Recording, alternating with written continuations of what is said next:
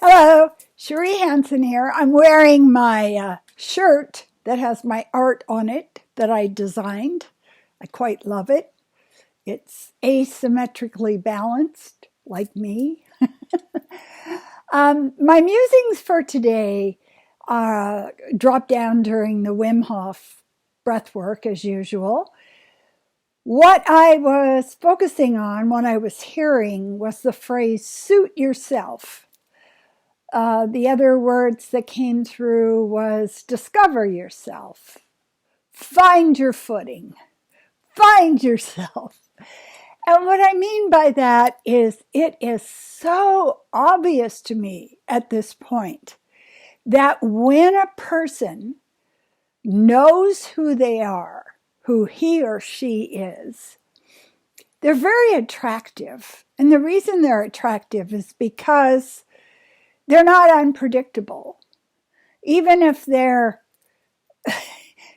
they're asymmetrical in the way they go through the world, they have a kind of presence like an old oak tree. You know, the old oak tree? It's not going to bend, it's not going to break, it's not going to fall on you. The branches aren't dangerous. It's just so substantial.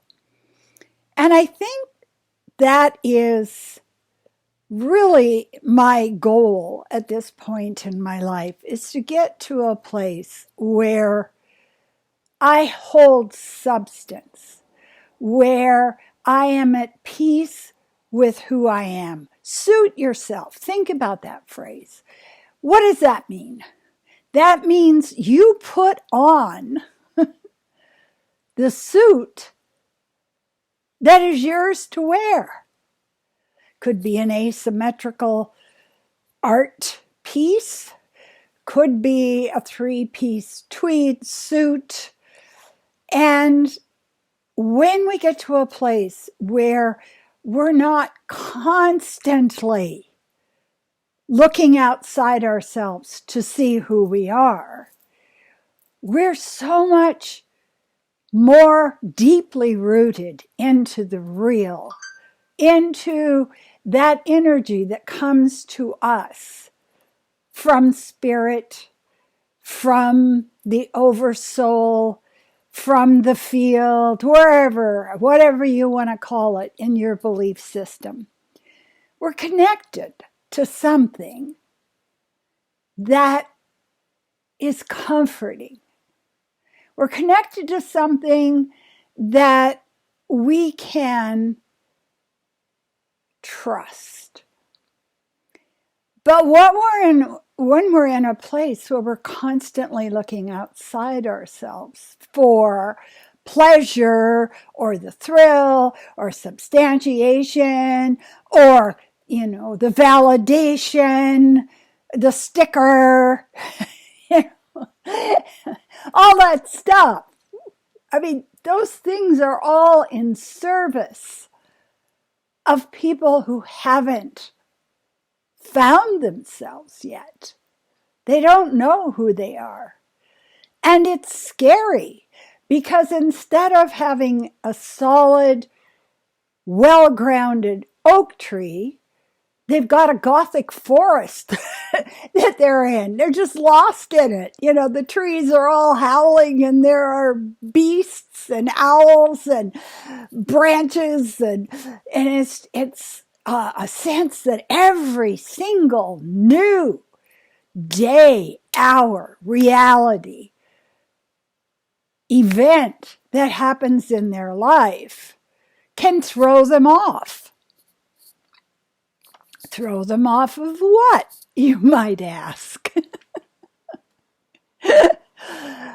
Well, when you are grounded and when you are substantial and when you know who you are, the irony is that prepares us to be able to deal with the shifts in reality.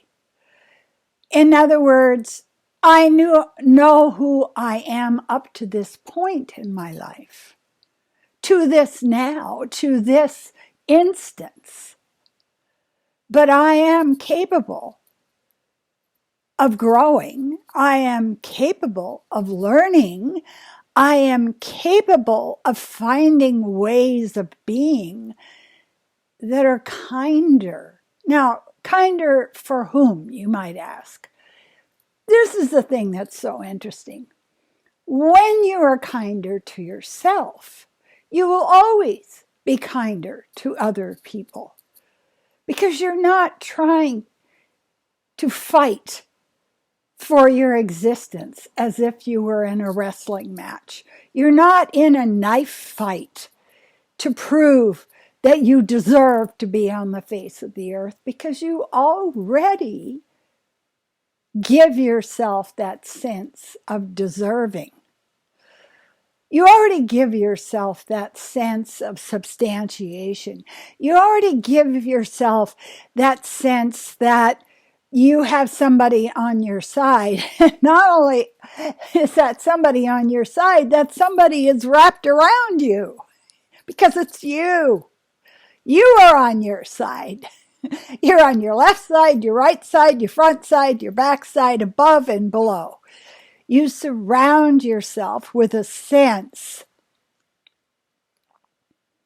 of security.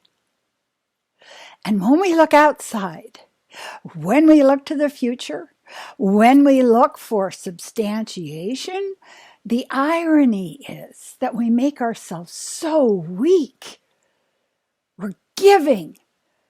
You know, I always like when I used to watch those Scrooge McDuck cartoons and he had all the money in the basement. He'd go down there and he'd jump in it and he'd swim in it.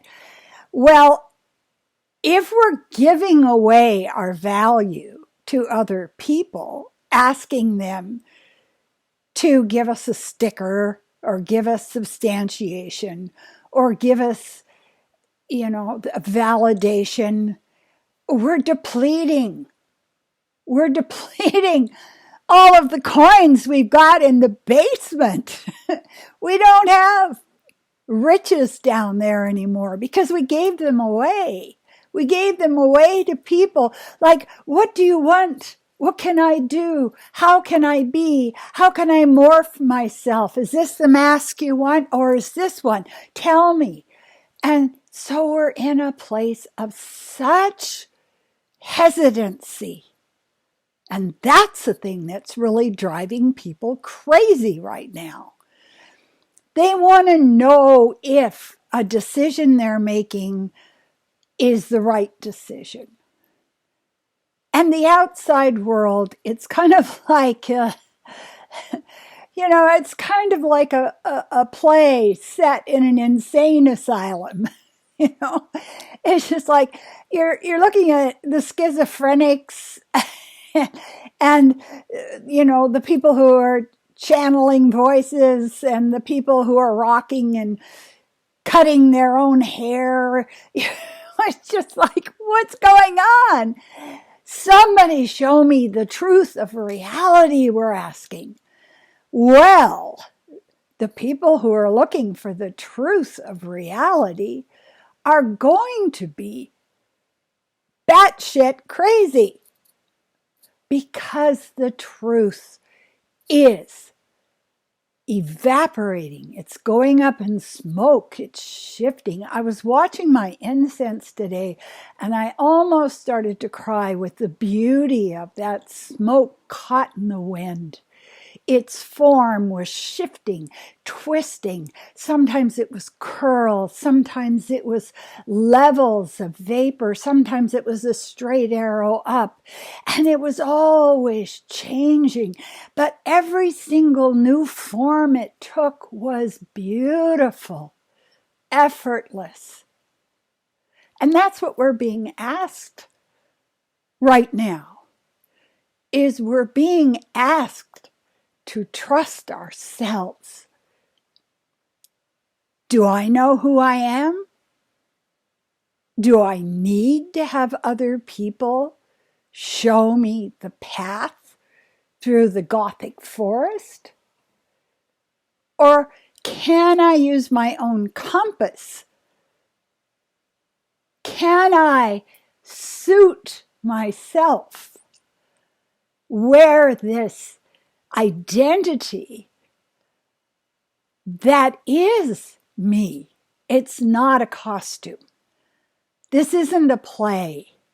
We're not in a performance right now. We're being asked to go inside. We're being asked to look at all the stuff in there. Marbles, spider webs, lizards, memories, hopes, fears, future, anxiety, lizards. It's all in there. And we are being asked to look at that so that we can come to be at peace with who we are in this moment. I'm not saying we need to cling to that identity. I'm not saying that this is the way you go through the rest of your life. You can change boats. You know, if you're on a junk, you can go ahead and get on a tugboat, or you can get in a Haida canoe, or, you know, whatever comes up in the future. But the thing is that you make that decision based on who you are. You make those decisions based on your heart's desire. I've been listening a lot to Rick Rubin lately. It's just amazing. He says so calmly, there are so many things I am not interested in. Now, this is a position of great strength. What this means is I'm not fighting it. I'm not fighting for my life. I am not arguing with this thing that is in front of me. I just know it doesn't suit me. And I have really learned from him that every time I was in a situation and I really didn't want to do what other people were doing, that was a strength. That was wisdom. That was my flame, my candle flame, burning bright. I'm just not interested. And to be in a place where we respect who we are, no matter what lessons came to us, no matter how much we fouled up the lesson. You got an F on that test. All right. Okay. I'll get it eventually. So this is something I really want people to take to heart. Find out what you want in your life. Find out what draws you forward in your life. Find out what you value in your life. And just tell everything else to go to hell because you're not interested. So that's what came to me today. I'm very, very happy I got to wear the shirt, which has my art on it. Yeah, there we go. And I want to say thank you so much. Do subscribe. Do put a thumbs up. I am going to get some help to try and get SEO recognition. I don't know how to do this yet, so I need help. And do get a hold of me for a card reading or for a psychic reading or for personal coaching if you're interested. I can help you because I've been there. I've been there and I done did that. All right. And I will always say to you from the backbone out, I appreciate you.